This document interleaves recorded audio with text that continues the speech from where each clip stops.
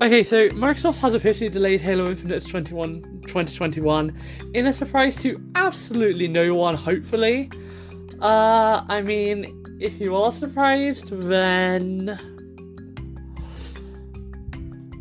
that's all I have to say to you, really. Just, I'm not terribly surprised, to be honest. If you saw the gameplay, it was not looking amazing. So... yeah, and the Series X is still launching in November, though. They're not pushing back the Series X launch date, even though they have pushed back Halo Infinite, which I think is actually a really good idea. I'll go over why I think that's a good idea when I get onto Series X launch date. This is Dan out of Digital World.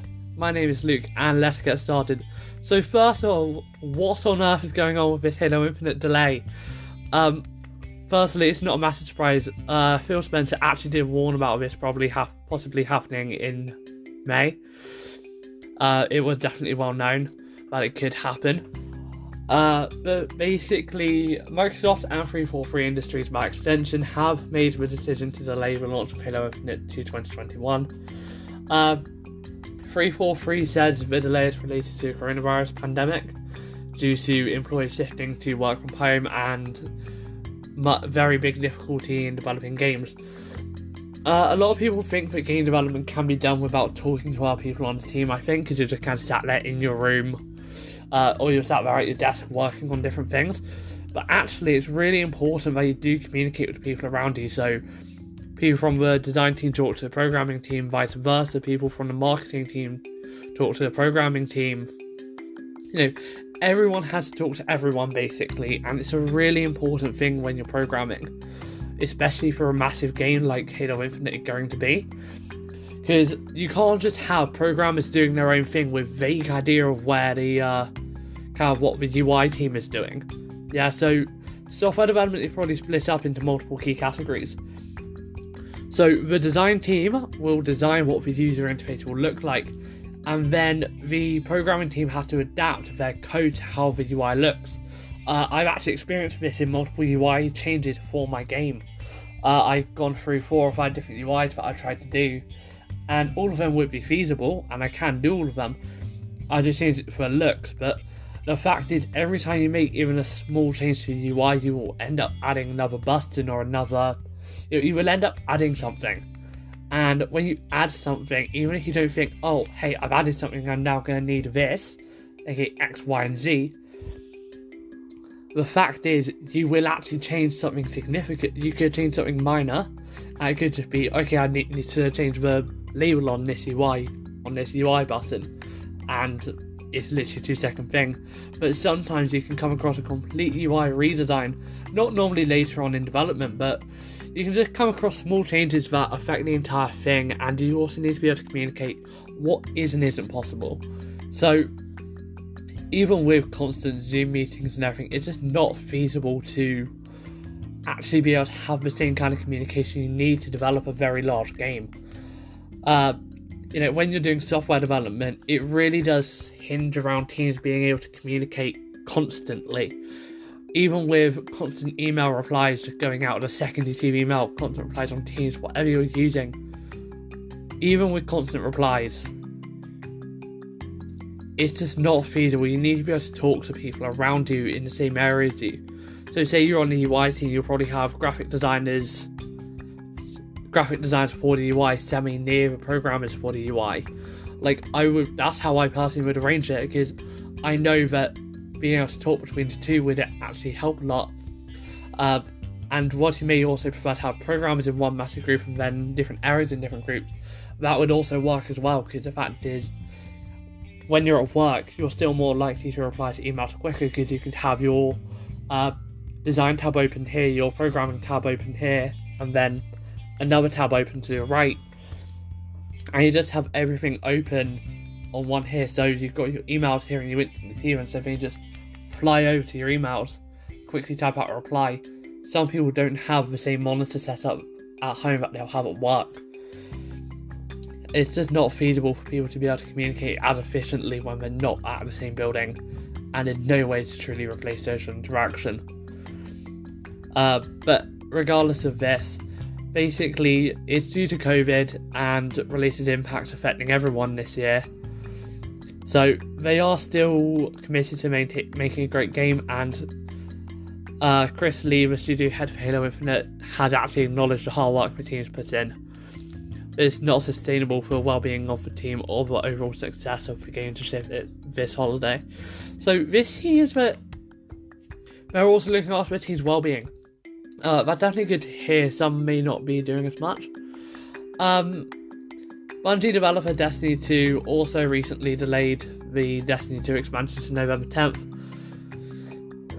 And Naughty Dog also cited the pandemic as a delay to the launch of Last of Us Part 2 earlier this year. And we all know Halo Infinite's treacherous demo. It was definitely not done. So I'm definitely glad that they're taking the extra time before we need it. However, I do believe part of that graphics was, yes, compression, but B, just it could have been an earlier build than the last build they actually did. So when you're making a game, just because you don't actually make a build of that game every time you make a massive change, or every time you make a change. So just because I make, say, this massive change that could go to ray tracing with amazing graphics, doesn't necessarily mean I'm going to immediately change to amazing graphics and build it and ship that in there, because I want more time to refine it properly.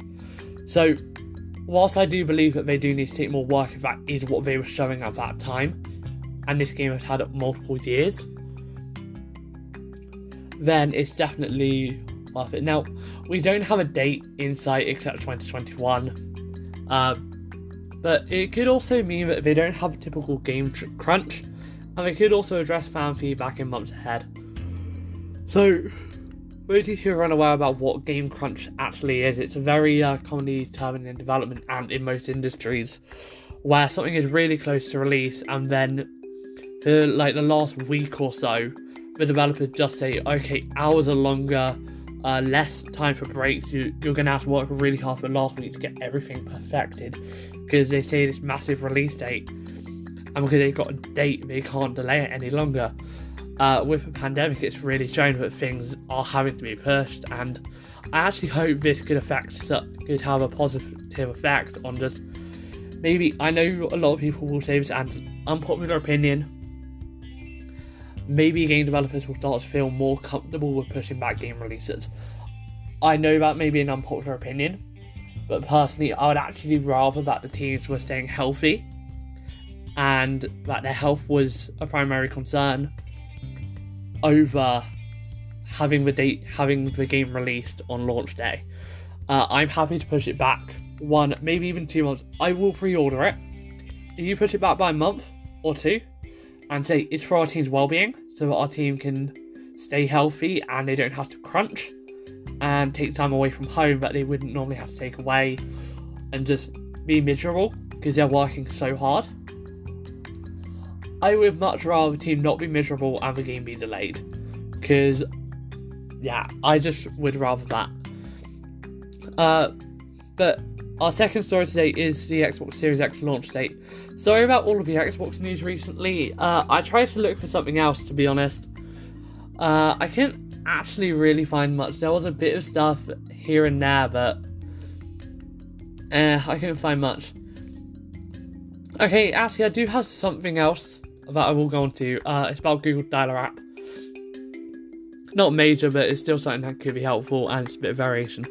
But let's go into the Microsoft launch of 2020. So, Series X is still confirmed to launch in 2020, and they've now actually confirmed it will be November. Now, we don't have a specific date, but according to some sources at The Verge, they're hearing that it could be the first week of November. That would be a very good time to release it, actually. I'm not getting the Series X or the PS5. I'm staying neutral in this and going PC. I know a lot of people might say, so you are taking sides, you're going PC, which Microsoft. There's a very big difference, in my opinion, and let me go over that difference now before I go into this article. When you go PC, you don't have to wait 2, 3, or in this case 7 years just to upgrade your console, your device. if this year I'm going to be getting the RX 580. It's not the most powerful graphics card, but one that will allow me to run a decent number of games. And it's one that I think I can convince myself, yeah, I'm happy to have this. I had to go with a B450 plus motherboard, just due to costs and stuff. It would be over 600, and I'm trying to stay under that mark. I'll see what I can do about maybe getting B550 though, because I do want a B550, and prices are going down. But depending on the latest Ryzen releases, prices could go down even further, and that will actually permit me to go higher on my pricing. Because, yeah. So, yeah, but anyway, basically the Series X is rumoured for a November launch. Even though 343 Industries is delaying Halo Infinite,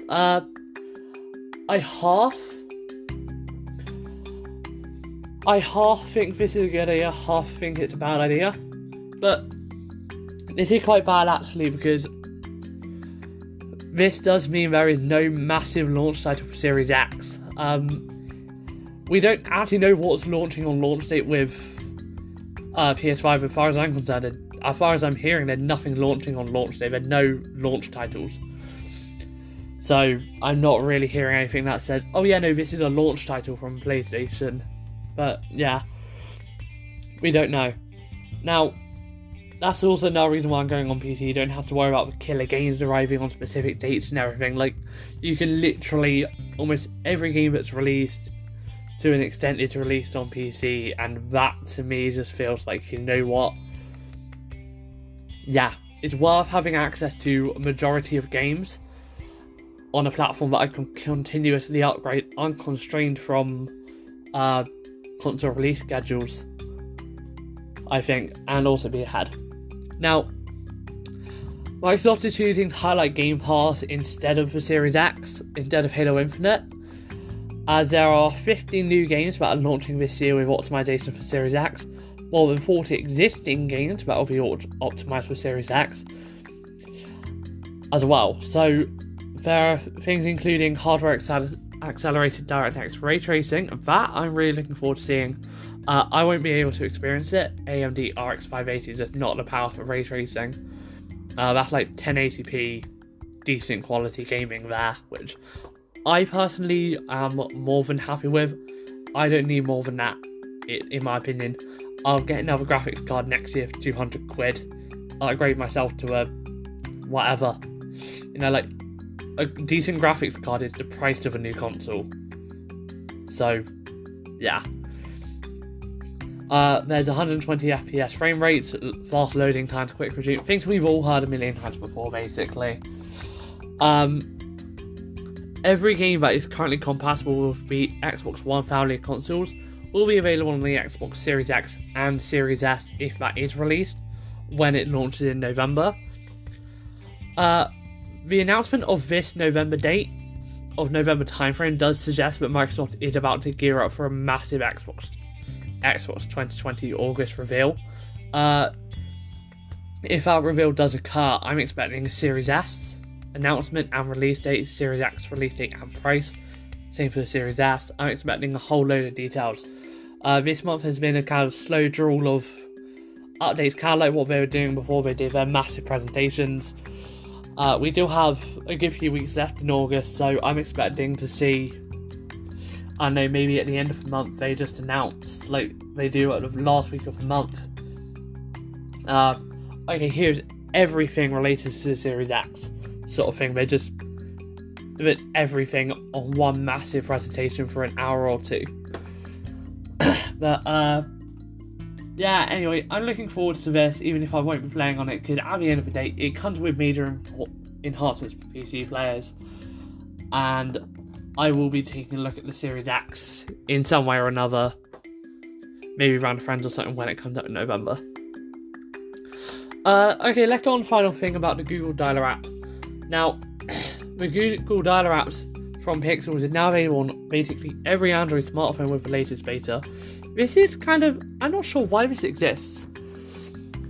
Now, I'm not sure why they've done this, but the latest beta makes it appear to work on just about any device. So it's available through the Play Store, and it can just be downloaded on everything from Samsung to OnePlus to anything in between. So apparently there's basically no phone it can't be installed on, as long as it's running compatible version of Android. You won't be able to find things like Cool Screen on there, which is one of the best features of the Pixel phones, and there are also some other recent additions. So I think it may be an easy access Duo button from the link I'm getting on 9to5 Google here. I can't really tell, to be honest, I'm not sure. It probably is just due to integration reasons, but it'll probably come in a later beta release. So yeah, however, the app doesn't show up in Google Play search on newly added devices, however, and to access it you need a direct link. So yeah, and it also appears to only be working on beta for now. We don't know what happened to allow them to access other Android devices, but it's definitely good. Google Dialer does have a very clean and intuitive design. I can definitely confirm that I use it on the custom ROMmed devices that are occurring around my house right now. I think I've got 2 of them running on custom ROMs I always use for Google Dialer, just because it's easy to get a hold of really, but still. Yeah, it's absolutely amazing. Honestly, recording a podcast, it is about 31 degrees in my room right now. I do have a fan right next to me, but I turn it off when I'm recording because I know that fan whirring in the background might not be too nice to hear. So I don't want to I don't really want to do that to people and put that in there. But still, it's definitely, this is definitely kind of curious. I'm not sure why they decided to do this now. As far as I can tell, there's no real reason for them to do this apart from in market share. But really, I will probably just be sticking with standard Samsung dialer, unless they include things like call screening and everything. Yeah. If they announce things like call screening, you know what? I'll be happy, and I will actually swap from Samsung unless they add a similar feature. But it's good to see Google just opening up their services a bit more to more phones. This does come as Google could potentially be blocked from selling to companies in the US, actually, which actually I think I will go into quickly. I'll do a main one about this on Android analysis soon, maybe probably by the end of the week, on Saturday's episode actually. But basically, Google is currently banned from Huawei, and I think it's also ZTE, I'm not sure, but they're banned from Huawei definitely, as we all know. And right now, lots of companies in China are being banned from just doing business in the US. TikTok is one massive one everyone's hearing about on 20th. So is WeChat, possibly by extension Tencent, their own parent company, which could be a massive. That could be massive for everyone. It has some massive disadvantages. So again, we're really not sure, but on what could happen with all of this. But basically, in terms of Google, they're really trying to push allowing their apps on multiple devices now, I think, because also one thing is, if companies say can't use Google Apps for some reason, just the fact that lots more people have invested in their phones, even in the US, like, I don't know why they targeted Huawei. I think they targeted Huawei specifically as well because they're a 5G carrier company or something. I don't know why. But the fact is, President Trump has kind of made this massive thing. And actually, when I think about it, TikTok probably won't be available in the UK through Google Play Store or the Apple App Store as of September 20th. I'm just going to go over this quickly as it only just occurs to me. But basically, when companies are banned from doing business with ByteDance in the US, that is only for US-based companies. So companies like Samsung will be able to do it and everything. But because they won't be able to do business with ByteDance, unless the other companies buying TikTok buy the entire TikTok business, it's just not feasible for them to own it.